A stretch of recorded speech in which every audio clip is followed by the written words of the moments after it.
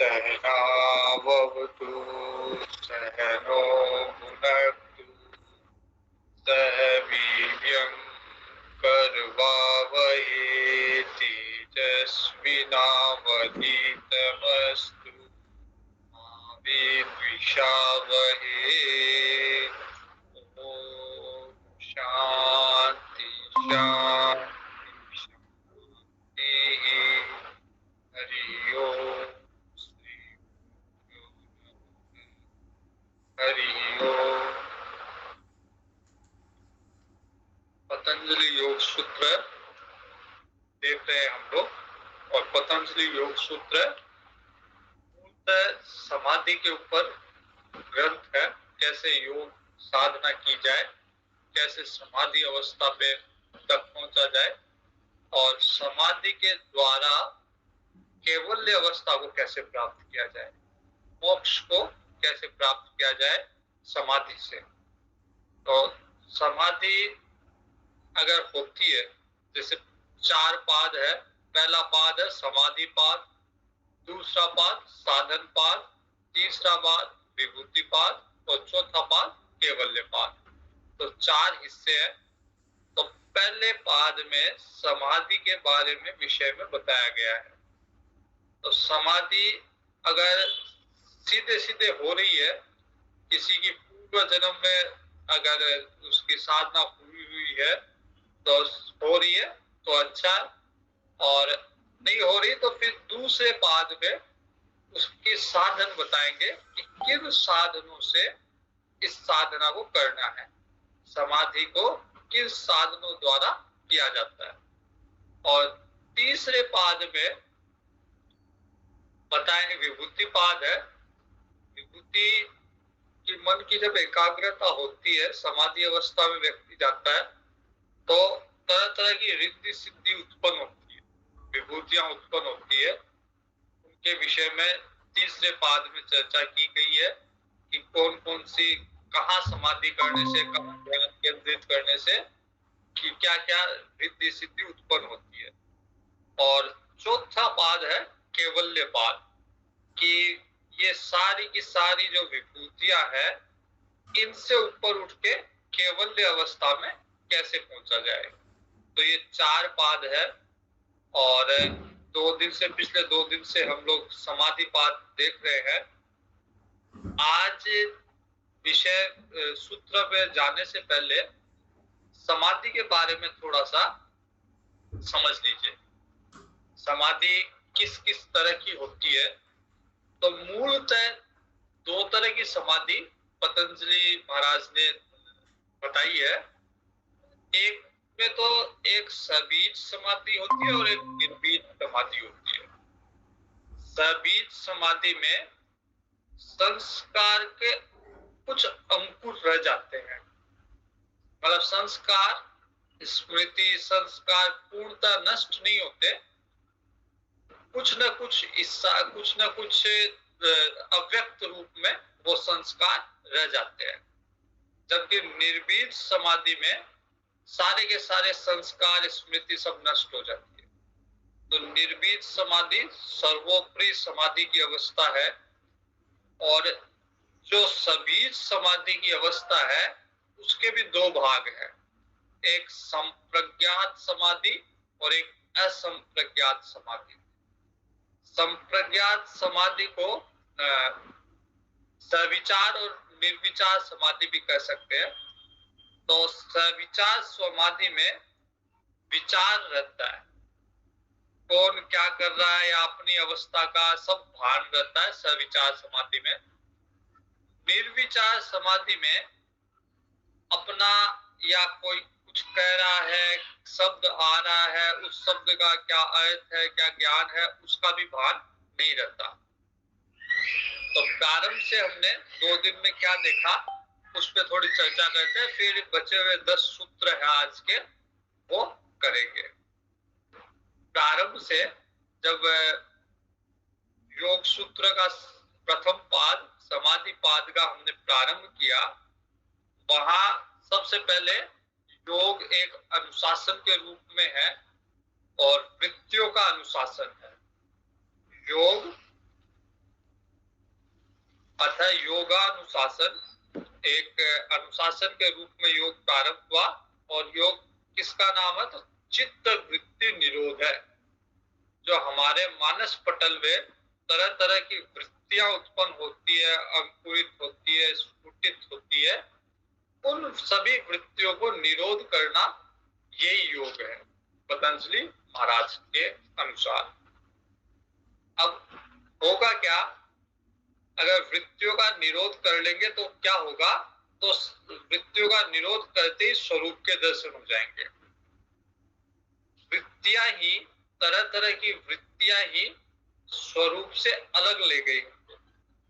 हम अपने आप में अपने स्वरूप के दर्शन नहीं कर पा रहे। उदाहरण के लिए ये था, जैसे कोई जल है, जल का तालाब है, स्वच्छ जल है, निर्मल जल है, नीचे उसमें क्या क्या है दिख रहा है, पत्थर है, उसमें उसका नीचे का जो ग्राउंड है वो दिख रहा है, आधार दिख रहा है। लेकिन उसमें कोई पत्थर फेंक दे तो जब जल की तरंगे आएगी तो उस समय नीचे का आधार नहीं दिखेगा। वैसे ही हमारा स्वरूप जो है वो सभी वृत्तियों का आधार है। स्वरूप है तो वृत्तियां है, स्वरूप है उसी के कारण सारी वृत्तियां उसी में प्रस्फुटित होती है। स्वरूप में ही सारी वृत्तियां प्रस्फुटित हो रही है। बिना स्वरूप के वृत्तियों का कोई अस्तित्व नहीं है। तो वृत्ति निरोध हो जाएगा। योग चित्त वृत्ति निरोध है। जब वृत्ति निरोध हो जाएगा तो वहां पे स्वरूप के दर्शन होंगे। अब सारी की सारी समाधि इन चित्त की वृत्तियों को रोकना, इसी को प्रयास करना, इसी का अभ्यास करना, ये समाधि है। तो वृत्ति बताई गई थी दो तरह की, क्लिष्ट वृत्ति और अक्लिष्ट वृत्ति। फिर एक वृत्ति जो है वो संसार की तरफ ले जाती है, क्लिष्ट वृत्ति, और अक्लिष्ट वृत्ति भगवान की तरफ ले जाती है। तो मन में भावना दोनों तरह की होती है, अच्छी बुरी दोनों तरह की, देवी संपत्ति और आसुरी संपत्ति। देवी संपत्ति भगवान की तरफ ले जाती है और आसुरी संपत्ति संसार की तरफ ले जाती है। तो वृत्ति, अगर ये वृत्ति भी 5 भाग बताए वृत्तियों के, प्रमाण, विपर्यय, विकल्प, निद्रा और स्मृति। इन 5 तरह की ये वृत्तियां बताई गई।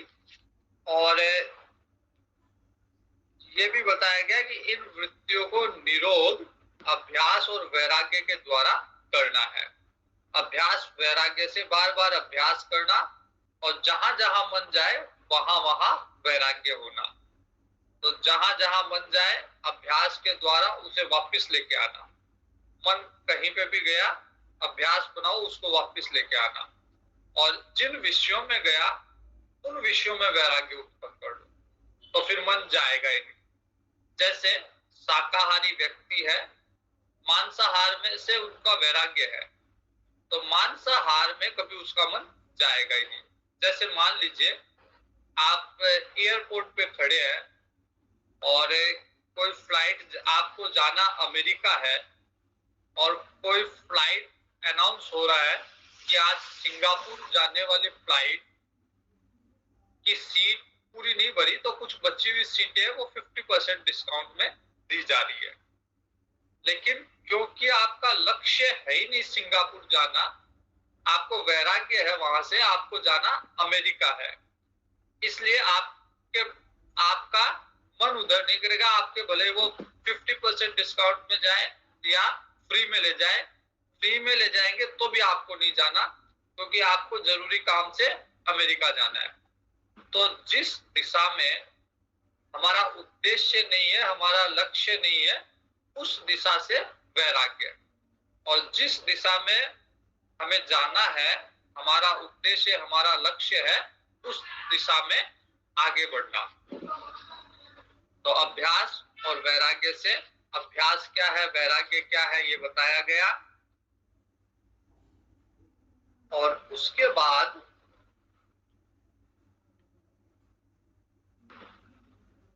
वृत्तियों, वितर्क, विचार, आनंद, अस्मिता,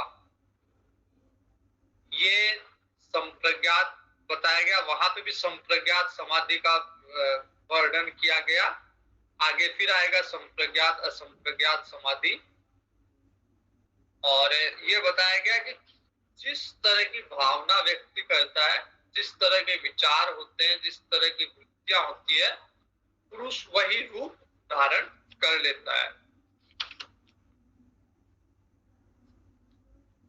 कोई व्यक्ति भाव प्रत्यय के साथ उत्पन्न होता है, पूर्व जन्म में समाधि किया हुआ या योग किया हुआ, योग भ्रष्ट हो जाता है या थोड़ा बहुत योग उसका शेष रह जाता है, तो वो फिर इस जन्म में जहां से उसने छोड़ा, जैसे 4 कदम अगर चल चुका तो इस जन्म में आके वो 5वें कदम से चलेगा। तो कई व्यक्ति भव प्रत्यय से उत्पन्न होते हैं, केवल शरीर धारण करने मात्र से उनका योग सध जाता है। पहले का पूर्व का उनका इतना योग किया हो। मेरे साथ एक ब्रह्मचारी पढ़ता था, वो कहता था कि ललिता सहस्त्र नाम जब मैंने पहली बार सुना, सुनते ही मेरे को ऐसे लगा कि जैसे ये मेरे को पहले से ही आता है। तो ये कई चीजें पूर्व जन्म से चली आती है। पूर्व जन्म में इतना अभ्यास हुआ है उसका कि यहाँ पे थोड़ा सा भी कुछ मिलते ही उसको वो वापिस ग्रहण हो जाता है। एक स्वामी जी है, रामभद्राचार्य जी भी ऐसे ही करते हैं। रामभद्राचार्य जी भी करते हैं, स्वामी जी रामभद्राचार्य जी, कि इस जन्म में मैंने इतना अध्ययन नहीं किया, पूर्व जन्म के अध्ययन मेरे चले आ रहे हैं। एक और स्वामी जी को मैं जानता हूँ, वो 18 पुराण पे कथा करते हैं स्वामी जी, और वो भी यही कहते हैं कि सारा का सारा मेरा अध्ययन इस जन्म का नहीं है, पूर्व जन्म से चला आ रहा है। तो कई लोग भव प्रत्यय से के साथ उत्पन्न होते हैं, उनको विशेष प्रयास नहीं करना पड़ता।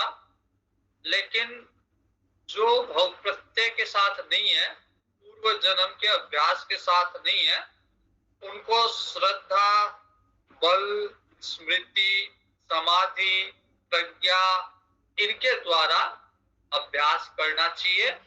और अभ्यास की भी 3 अवस्था, 3 गति बताई। कोई तीव्र अभ्यास कर रहा है, कोई मध्यम और कोई मृदु, बहुत ही धीरे अभ्यास हो रहा है। तो साधना जैसी होगी परिणाम भी वैसे ही मिलेगा। साधना हल्की, मध्यम, उच्च श्रेणी की होगी तो साधना में जितनी गहनता होगी परिणाम में भी उतनी तीव्रता होगी। अब विषय ये है कि चित्त वृत्ति को निरोध कर दिया, संसार में जाने से चित्त की वृत्तियों को रोक दिया। अब इसको लगाए कहाँ? तो कहा गया है कि ईश्वर प्रणिधानात् वा, ईश्वर में लगानी है उसको। और ईश्वर के बारे में बताया गया कि ईश्वर क्या है। तो ईश्वर है, ईश्वर तत्र निरतिशयम् सर्व बीजम, सबका बीज, मूल कारण ईश्वर है। वो क्लेश, कर्मों का संग्रह, कर्मों का आश्रय, इनसे बहुत परे है ईश्वर। उसमें किसी तरह का कोई क्लेश नहीं है, किसी तरह का कोई कर्म नहीं है। जब व्यक्ति कर्म करता है तो उस कर्म का फल होता है, कर्म फल होता है। और जब कोई महात्मा कर्म करता है तो उसका कोई फल नहीं होता, वो क्रिया मात्र होता है। तो व्यक्ति का कर्म है, महात्मा का कर्म नहीं, केवल क्रिया है, उसका कोई फल नहीं होता। और भगवान का कर्म न क्रिया है न कर्म है, वो लीला है भगवान का कर्म। तो से भी परे है और किसी भी तरह के क्लेश से भी परे है। भगवान के अंदर कोई तरह का क्लेश नहीं है, सबके बीज है और सबके गुरु है। तो जितना भी ज्ञान का प्रवाह है उसका मूल स्रोत भगवान ही है। कोई किसी भी धारा से, ज्ञान की किसी भी धारा से ज्ञान प्राप्त कर रहा हो, मूल में भगवान ही है। तो इसलिए जगत गुरु कृष्णम वंदे जगत, सबके जो गुरु है, गुरु के भी गुरु वो भगवान है। पूर्वेशाम अपि गुरु और काले नानक छेदान, भगवान काल से प्रभावित नहीं होते। जन्म लेना मरना ये जीव का धर्म है, जीव काल के अंतर्गत है, जबकि काल भी भगवान के अंतर्गत। इस काल भी भगवान के अंतर्गत जन्म लेता और मृत्यु को प्राप्त होता है, और हम सब काल के अंतर्गत जन्म लेते हैं और काल के अंतर्गत मृत्यु को प्राप्त होते हैं। अब ईश्वर के बारे में बताया गया। फिर ईश्वर का स्वरूप क्या है, तो कहा गया कि तस्य वाचक है प्रणव। प्रणव जो है वो ईश्वर का वाचक है और उसका जप करना चाहिए, उसकी अर्थ की भावना करनी चाहिए। केवल जप करना केवल क्रिया है, कर्म है, और उस जप के साथ अगर भावना जुड़ जाए, ईश्वर के स्वरूप का ध्यान जुड़ जाए, तो वो उपासना हो जाएगी। तो इसलिए जप तदर्थ भावनम, उसका जप करना चाहिए और उसके अर्थ का भावना करनी चाहिए। इसके बाद में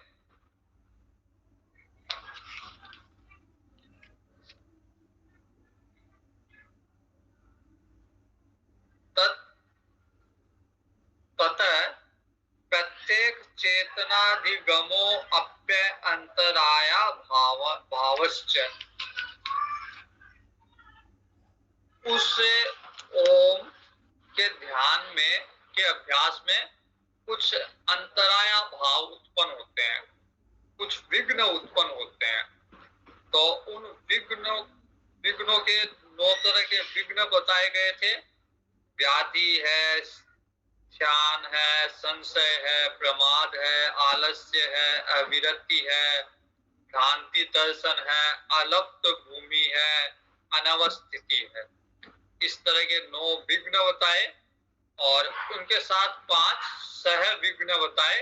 दुख, मन में क्षोभ उत्पन्न होना, अंगों में कंपन होना, सांस अनियमित आना, इस तरह के 5 उप विक्षेप है। तो इस तरह से कुल 14 विक्षेप है जो भगवान के ध्यान में बाधा उत्पन्न करते हैं। एकाग्रता का अभ्यास करके ततः प्रतिषेधार्थम एकत्वाभ्यास है। इसका प्रतिषेध करने के लिए एकाग्रता का अभ्यास करना चाहिए। किसी भी एक रूप में, भगवान के किसी भी एक नाम में, एक रूप में अभ्यास करना चाहिए, उपासना करनी चाहिए उसकी। उससे मन को प्रसन्न रखना चाहिए। प्रसन्न मन में ही ध्यान, धारणा, समाधि सब प्रसन्न मन में ही हो सकती है। तो प्रसन्न मन रखने के लिए सुखी व्यक्तियों के साथ मित्रता का व्यवहार, कोई दुखी दिख जाए तो उसके प्रति दया करना, कोई पुण्यात्मा दिख जाए उसको देख के प्रसन्न होना, और कोई पापी दिख जाए तो उससे उपेक्षा का भाव रखना। इससे मन प्रसन्न होगा। मन में राग, द्वेष, काम, क्रोध, ईर्ष्या ये सब उत्पन्न नहीं होगी।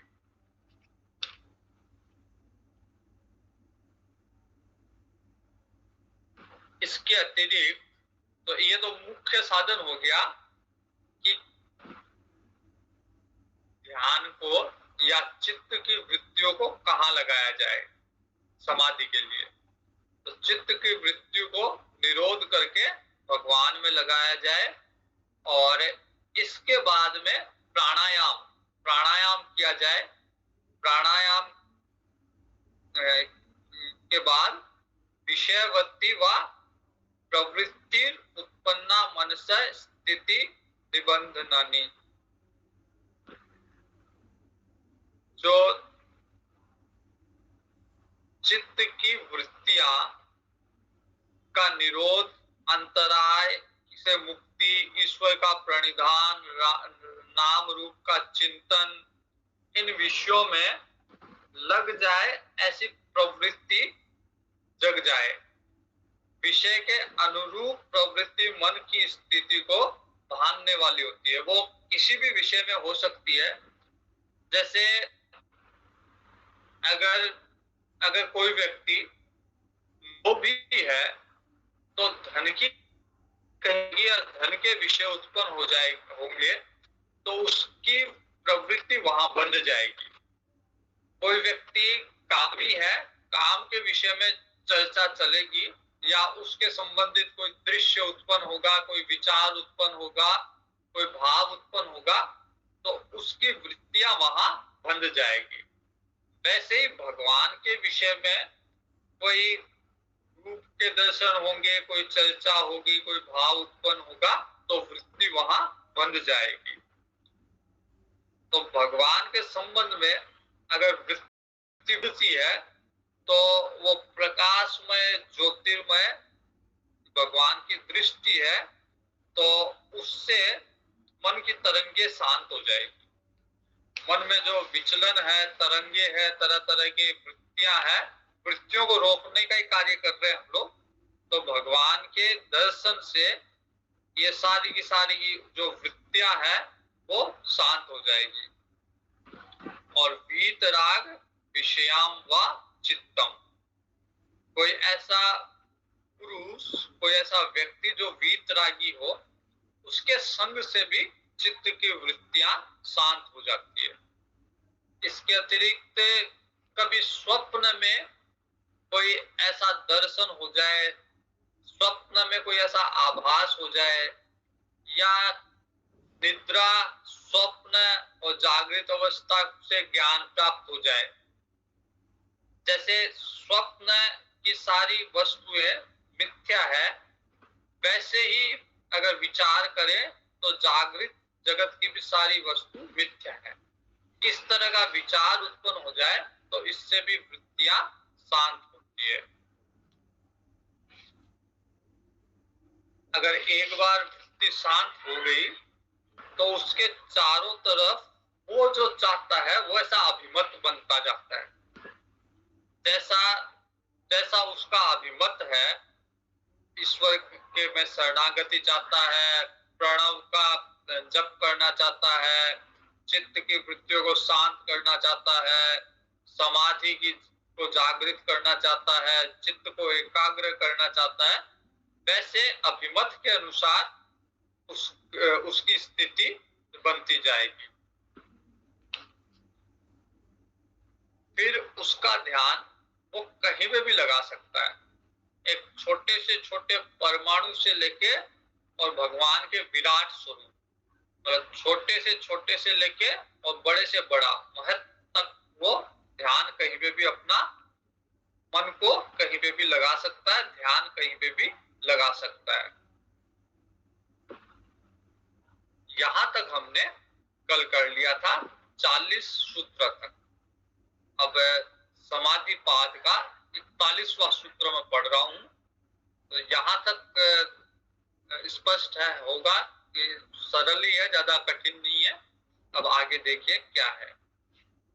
क्षीण वृत्तेर अभिजातस्येव मनेर गृहीत्री ग्रहण ग्राहेषु तद अंजनता समापत्ति ही। तो जब मन शुद्ध हो जाता है, जिसकी सारी की सारी वृत्तियां भले ही क्लिष्ट हो अक्लिष्ट हो, समस्त वृत्तियां क्षीण हो गई, जिसका चित्त अर्थात साधक पुरुष ग्रहण अर्थात उसका अंतःकरण, और ग्राह्य अर्थात ईश्वर। तो गृहीता, ये तीन चीजें हैं, गृहीता, ग्राह्य और ग्रहण। तो ये तीनों तीनों चीजें शांत हो गई, तीनों वृत्ति एक रूप में आ गई। अब न कोई अलग ध्यान करने वाला है, न ध्यान है, न जिसका ध्यान कर रहा है वो है, तीनों एक रूप धारण कर लिया तीनों ने। जैसे मीरा जी के लिए कहते हैं ना कि मीरा जी का स्वरूप जो है वो कृष्ण तदाकार हो गया। तो जब ध्यान में न कोई ध्यान करने वाला बचता है, न ध्यान बचता है, मतलब वो प्रक्रिया बचती है, और न जिसका ध्यान कर रहे हैं वो अलग से बचता है, सब एक ही रूप धारण हो जाता है। जैसे उदाहरण के लिए इसको ऐसे समझिए कि कहीं स्फटिक पड़ा हो, स्फटिक मणि कहीं पड़ी हो, उच्च श्रेणी की स्फटिक मणि जो पारदर्शी होती है एकदम, तो उसके पीछे या उसके समीप जो चीज है वो स्पष्ट स्फटिक मणि में दिखेगी, या स्फटिक मणि के पीछे कोई या नीचे अगर लाल रंग का कपड़ा बिछा देंगे तो स्फटिक मणि लाल दिखेगी, उसके नीचे अगर सफेद कपड़ा बिछा देंगे तो वो स्फटिक मणि सफेद दिखेगी। तो मन का भी स्वरूप वैसा ही हो जाता है कि मन खुद में कोई चीज ग्रहण नहीं करता, जैसा विषय वस्तु उपस्थित होता है मन उसी को प्रदर्शित कर देता है। ग्रहिता, ग्रहण, ग्राह्य का बोध संप्रज्ञात समाधि है, जिससे साधक को अपना एवं अपनी स्थिति का भान रहता है, मैं कहाँ हूं। तो इसको सूत्र में जाने के पहले मैंने कहा, बताया भी था, लेकिन उस समय ज्यादा लोग जुड़े हुए नहीं थे। वापिस से एक बार समझ लीजिए, समाधि दो तरह की होती है मुख्यतः, सबीज समाधि और निर्बीज समाधि। सबीज समाधि में स्मृति रहती है या उसके अंकुर रहते हैं, संस्कार, स्मृति, ये सब रहते हैं सबीज समाधि। और निर्बीज समाधि में न स्मृति है न उसके अंकुर है, मतलब कोई संभावना भी नहीं है कि कोई संस्कार उत्पन्न हो, संस्कार है भी नहीं, उसकी कोई स्मृति भी नहीं है, और ये संभावना भी नहीं है कि अब संस्कार उत्पन्न होंगे। ये हो निर्बीज समाधि, ये बहुत उच्च कोटि की समाधि, यहाँ पे कोई संस्कार, न कोई वृत्ति, न उनका कोई बीज कि अब वापिस से उत्पन्न होंगे। लेकिन उसके पहले, निर्बीज समाधि के पहले जो समाधि है वो सबीज समाधि है, जिसमें बीज रहता है, जिसमें कब वृत्ति वापस जागृत हो जाए, कब स्मृति जागृत हो जाए, कब पुराने संस्कार जागृत हो जाए, कहा नहीं जा सकता, क्योंकि वो निर्बीज अवस्था में, वो सुसुप्त रूप में रहते हैं, सुप्त अवस्था में रहते हैं। अब सबीज समाधि भी दो तरह की होती है, सबीज समाधि सविचार और निर्विचार। तो सविचार समाधि में शब्द भी रहेगा, शब्द का अर्थ का पे विचार भी होगा, और उसका रूप भी दिखेगा। और निर्विचार समाधि में न शब्द है न उसका अर्थ है, तो केवल सुसुप्त अवस्था में, एक बीज अवस्था में वो सारे संस्कार वृत्तियां हैं, बाकी व्यक्त रूप से कुछ नहीं है। तो लगभग निर्बीज की तरह ही है, लेकिन वो बीज अभी भी बरकरार है, कब वो बीज उत्पन्न स्फुटित हो जाए ये कहा नहीं जा सकता। तो तीन तरह की मूलतः समाधि मैंने बताई, सविचार, निर्विचार और निर्बीज। तो इसी को संप्रज्ञात समाधि, असंप्रज्ञात समाधि कहा गया है। जो निर्बीज समाधि है, जो सबीज समाधि है, उसमें संप्रज्ञात और असंप्रज्ञात दो तरह की समाधि बताई हुई है। इसी को सवितर्क और निर्वितर्क समाधि भी कहा गया है।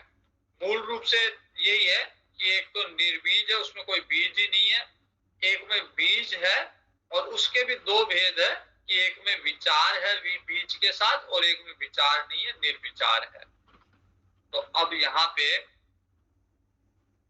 41 नंबर सूत्र है, क्षीण अभिजातस्येव मणेर गृहीत्री ग्रहण ग्राहेषु तदस्तद अंजनता समापत्ति ही। जिसकी क्लिष्ट अक्लिष्ट हर तरह की विद्या क्षीण हो गई है, जिसका चित्त गृहीता ग्राह्य ग्रहण इनसे इत्यादि में तद्रूप हो गया है, ऐसी जो समाधि है वो समापत्ति, वो ये अब समाधि, ऐसी समाधि जो है वो सवितर्क समाधि है। अब समाधि का अगला चरण जो है वो है तत्र शब्दार्थ ज्ञान विकल्पे संकीर्णा सवितर्का समापत्ति ही। अर्थात इसमें संप्रज्ञात समाधि में भी शब्द अर्थ ज्ञान इन तीनों के विकल्पों से संकीर्ण अर्थात मिश्रित चित्त का समाधान सवितर्क समाधि है।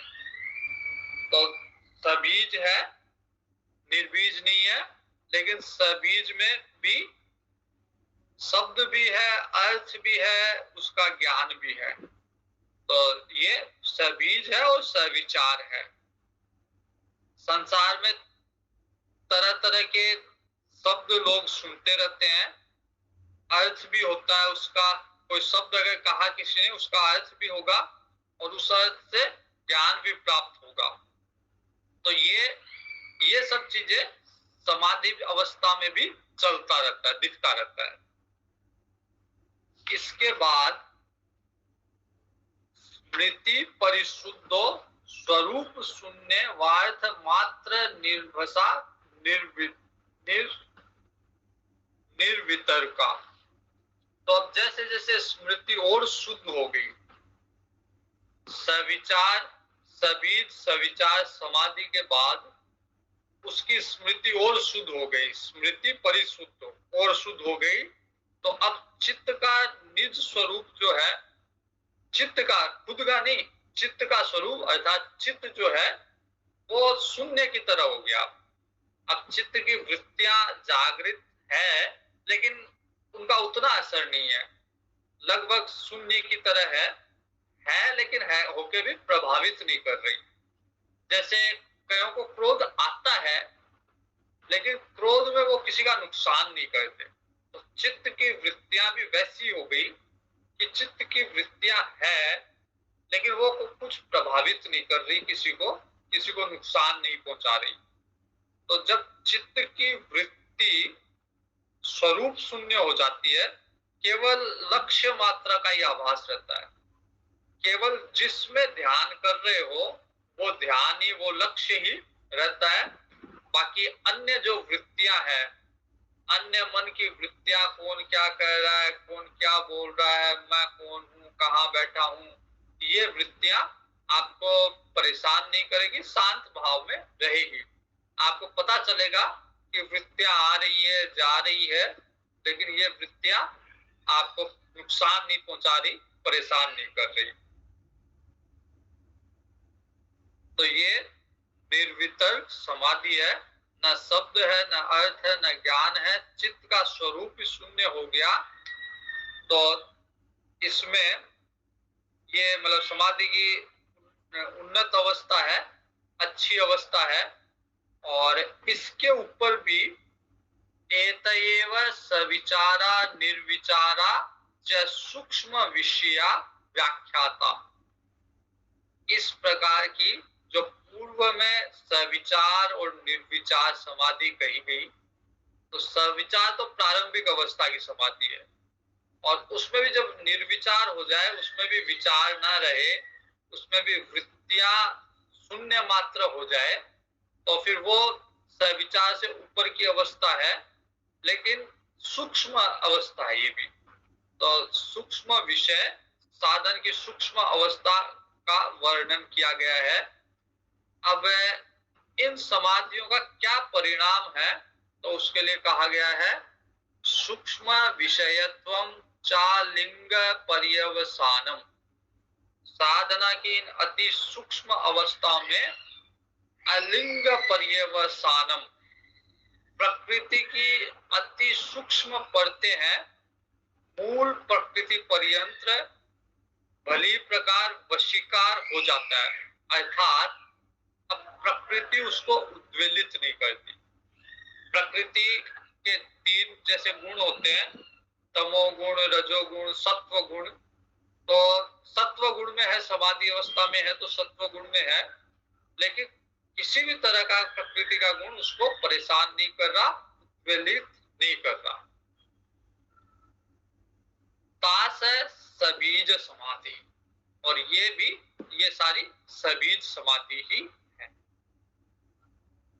निर्विचार वैशारद्य अध्यात्म प्रसाद है। जो निर्विचार समाधि है वो अध्यात्म योगी में अध्यात्म प्रसाद उत्पन्न करने वाली है, अर्थात तरह तरह की विभूतियां उत्पन्न करने वाली है। सबीज समाधि निर्विचार रूप में, जो निर्विचार समाधि है सबीज लेकिन निर्विचार, तो वो तरह तरह की सिद्धियां उत्पन्न करने वाली है, तरह तरह का अध्यात्म प्रसाद। तो आध्यात्मिक विभूतियां भली जाती सभ्यता में सनातन पुरुष की, जो ईश्वर की जो विभूतियां हैं, वे सारी विभूतियां अब योगी को प्राप्त हो गई। जो योगी निर्विचार समाधि में है वो ईश्वर के तुल्य हो गया, ईश्वर की विभूतियां उसको प्राप्त होने लग गई। अब कोई विभूति ईश्वर की ऐसी नहीं है जो योगी के पास नहीं है।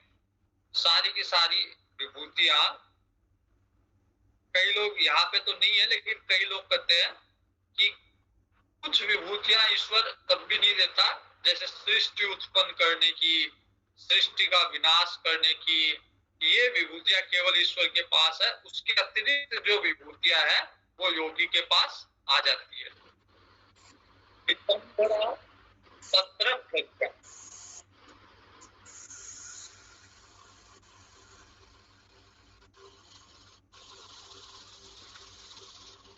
उसकी प्रज्ञा जो है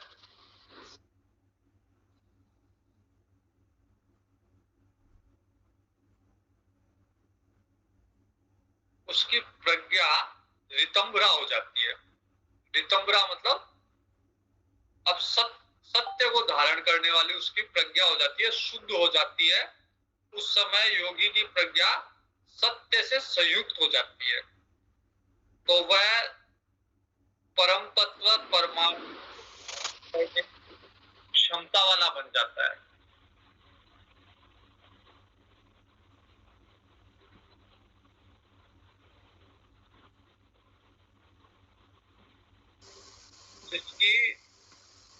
जिसकी बुद्धि, ललिता जी आप फोन म्यूट कीजिए अपना।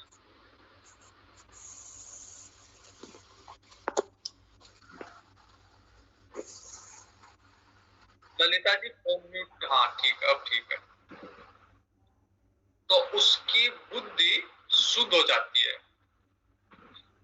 उस समय योगी की प्रज्ञा जो है रितंबरा हो जाती है। रितंबरा का अर्थ है सत्य को धारण करने वाली हो जाती है।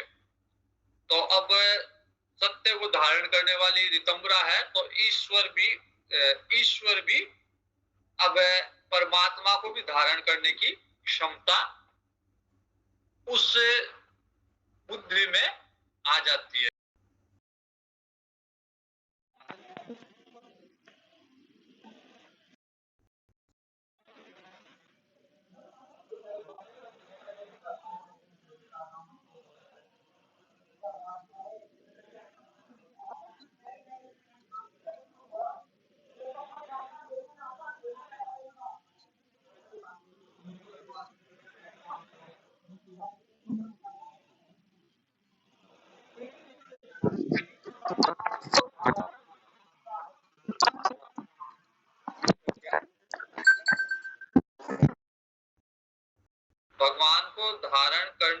क्षमता तभी आती है जब प्रज्ञा रितंबरा हो जाती है, सत्य को धारण करने वाली हो जाती है, सत्य से संयुक्त हो जाती है।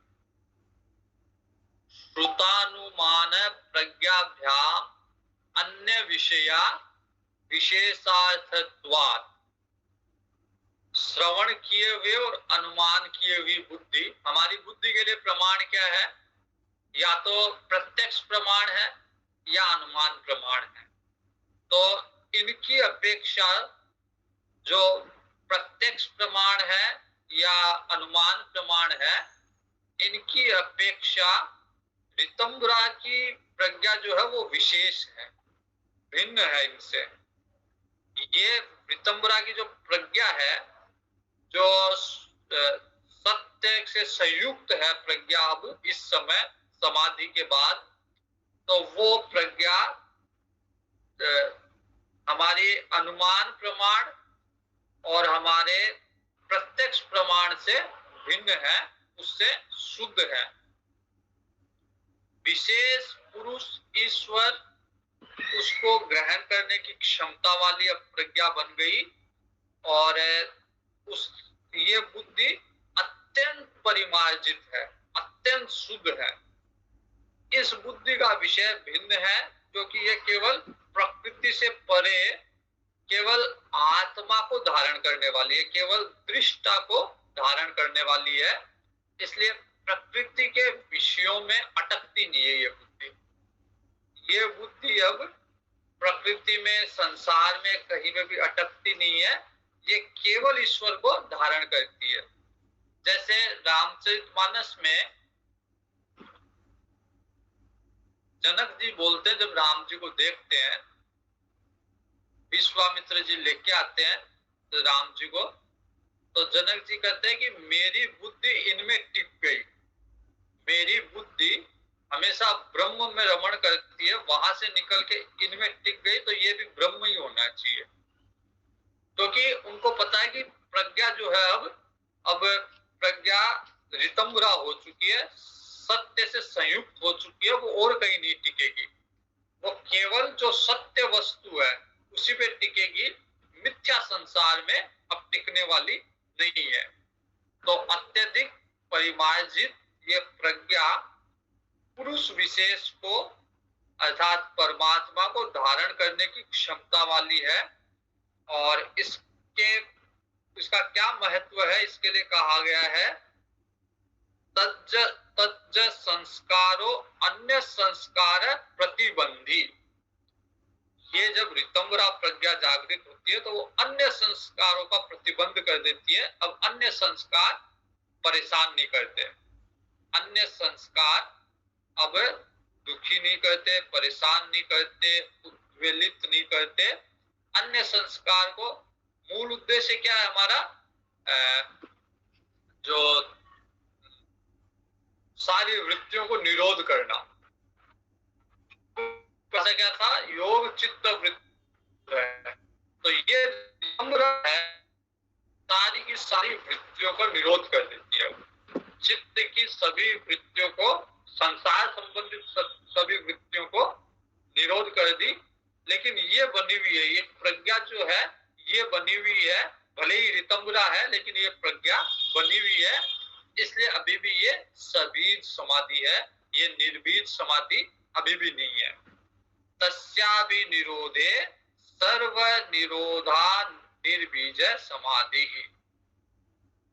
तो इसके पश्चात प्रकृति उसी में भी बाधा उत्पन्न नहीं करती। जब रितंबरा बुद्धि है तब प्रकृति बाधा नहीं करती, लेकिन वो प्रज्ञा बनी रहती है, इसलिए उसको सबीज समाधि कहा जाता है। जब वो प्रज्ञा भी नष्ट हो जाती है तो फिर वो निर्बीज समाधि में प्रवेश कर जाता है। तस्याभि निरोधे सर्व निरोधा निर्बीज समाधि ही। रितंबरा प्रज्ञा से उत्पन्न संस्कार भी जब शांत हो जाते हैं उस समय सर्व निरोध के साथ निर्बीज समाधि हो जाती है। इस तरह से ये जो समाधि पाद है पतंजलि योग सूत्र का पहला पाद है, ये पूर्ण हुआ। इसके संबंध में किसी को कोई कुछ पूछना है, किसी का प्रश्न है तो पूछ सकते हैं।